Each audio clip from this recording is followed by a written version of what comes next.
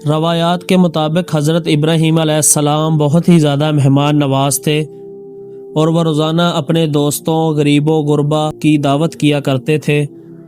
ایک دن دو فرشتے حضرت ابراہیم علیہ السلام کے گھر آئے اور حضرت ابراہیم علیہ السلام نے انہیں گوشت پیش کیا۔ دعوت کے بعد فرشتوں نے خود کو ظاہر کر دیا۔ حضرت ابراہیم علیہ السلام بہت ہی زیادہ حیران ہوئے اور پوچھا، تم لوگ کون ہو؟ تو فرشتوں نے جواب دیا، اے اللہ کے نبی، ہم اللہ کی طرف سے بھیجے ہوئے فرشتے ہیں اور آپ کے لیے ایک خوشخبری لے کے آئے ہیں۔ حضرت ابراہیم علیہ السلام اور ان کی بیوی حضرت سارہ بہت حیران ہوئے اور پوچھا کہ ایسی کون سی خوشخبری ہے جو آپ ہمارے گھر تک بتانے آئے ہیں؟ تو فرشتوں نے جواب دیا کہ اللہ کی طرف سے آپ کے لیے خوشخبری ہے کہ اللہ آپ کو اولاد کی نعمت سے نوازے گا۔ حضرت سارہ اور حضرت ابراہیم علیہ السلام اس وقت ضعیف عمر میں تھے۔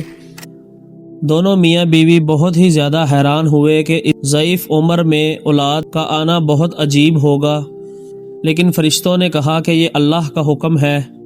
حضرت سارہ اس رات حاملہ ہوئیں جس دن قوم لوط پر عذاب آیا، اور وقت پورا ہونے کے بعد حضرت اسحاق علیہ السلام نے اس دنیا میں آنکھ کھولی۔ ان کا چہرہ بے حد نورانی اور چمک رہا تھا۔ حضرت اسحاق علیہ السلام کی ولادت اللہ کی بہت بڑی نشانیوں میں سے ایک نشانی ہے کہ ایک بانجھ بڑھیا اور ایک بوڑھے شخص کے گھر اتنی ضعیف عمر میں اولاد کا ہونا۔ اسحاق علیہ السلام جب دنیا میں آئے تو حضرت ابراہیم علیہ السلام نے ان کا نام اسحاق رکھا۔ اسحاق کے معنی یعنی ہنسی یا خوشی کے ہیں۔ حضرت اسحاق علیہ السلام نے 40 سال کی عمر میں رفقہ نامی عورت سے شادی کی جو حضرت ابراہیم علیہ السلام کے بھتیجے کی بیٹی تھی۔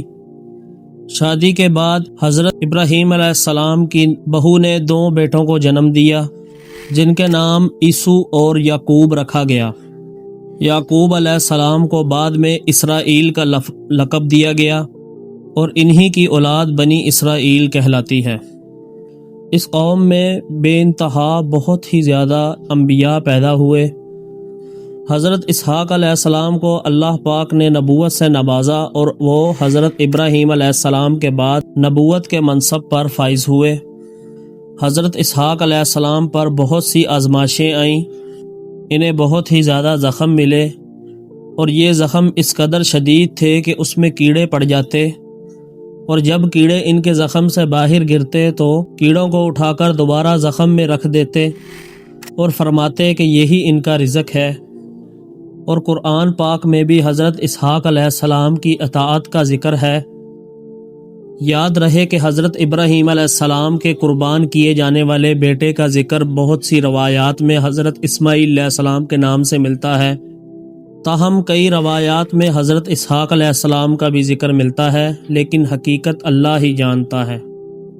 حضرت اسحاق علیہ السلام کو جب نبوت ملی تو انہوں نے اللہ کی توحید کی دعوت اور تبلیغ کا کام بہت ساری آزمائشوں اور مشکلوں سے کیا، اور حضرت اسحاق علیہ السلام اپنے والد کی طرح بہت ہی طویل زندگی جیے اور اپنی ساری زندگی اسلام کی خدمت اور اللہ کی توحید و تبلیغ میں گزاری۔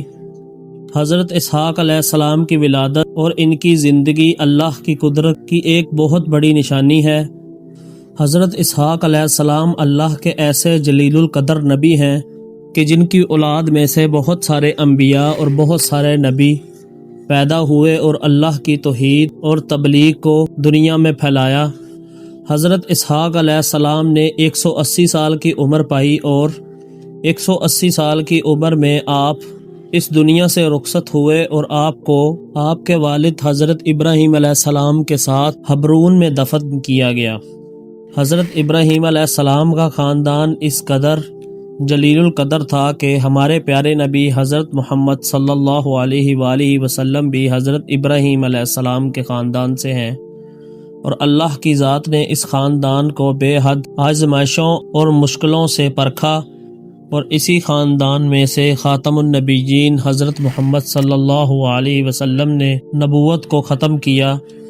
حضرت اسحاق علیہ السلام کی زندگی ہمارے لیے بہترین نمونہ ہے کہ ہم ان کی زندگی سے اسلام اور توحید کے لیے کی جانے والی تمام قربانیوں کو سیکھیں، تاکہ ہم میں بھی اسلام اور دین پر چلنے کا جذبہ پیدا ہو۔